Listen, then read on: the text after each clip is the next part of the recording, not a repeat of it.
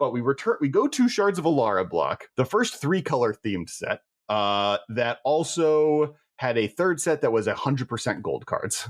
I think that Conflux is a cool. Sorry, not Conflux. Alara Reborn is the all multicolor set, right? Correct.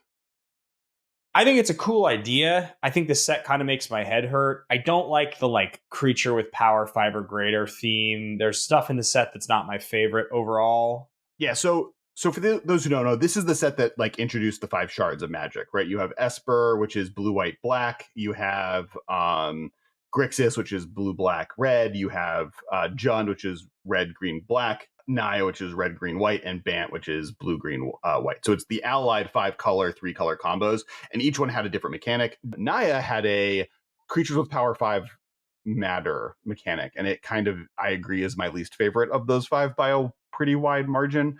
They all just feel clunky. Why would you ever go for the payoff kind of a thing? Yeah. And then I don't have a great deal of affection for this block overall. There are things, and there are certainly cards from the set that I like.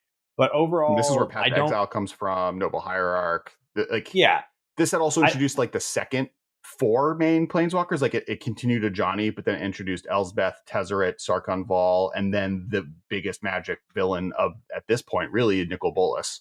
Shards of Alara. Alara is 5 microplanes that only have those 3 colors of mana available to them. And then there's a thing called the Conflux in between. And Nicol Bolas basically eats that to regain all of his power.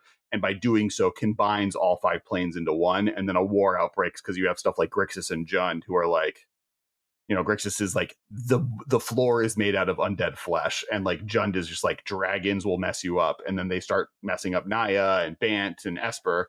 I feel like Esper is the mechanic. The colored artifact stuff, probably the most resonant of all the mechanics from this set.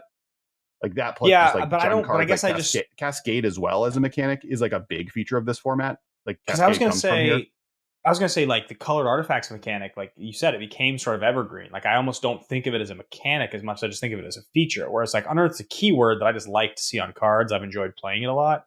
But it's true. If it did come from here, I guess colored artifacts is an important new thing we got that I do enjoy. I like that it got added. I think is Cascade is the most resonant mechanic from this set by a for wide modern margin. Especially, yeah. I think this is a set we return to though, and I think it for a few. Plus, I'm a little biased. Kess, Descendant Mage, also from Grixis, born and raised. But I think the naming conventions are a reason to revisit here. That's the one reason I think it's more resonant. Ravnica, they want to keep reminding people why is Jund called Jund? Yeah, no, right? I agree. I was going to say, I think that's what feels like the most resonant part of this is the colors, right? It's the color combination stuff. I think that's where you have real affection from players, and just like anything else, if you slap the word Esper on something, and you design 5 or 6 cards that are called Esper something, 5 or 6 cards about Grixis something, people will get excited about that. That's true. I will. Those are things I like. We use those phrases as shorthand expression of what it is now, and it comes from somewhere, and that makes it important. So I would say it's definitely more likely that we go back to this plan, and I think would be beneficial more so than Lorwyn, Morningtide, Shadowmoor, Eventide.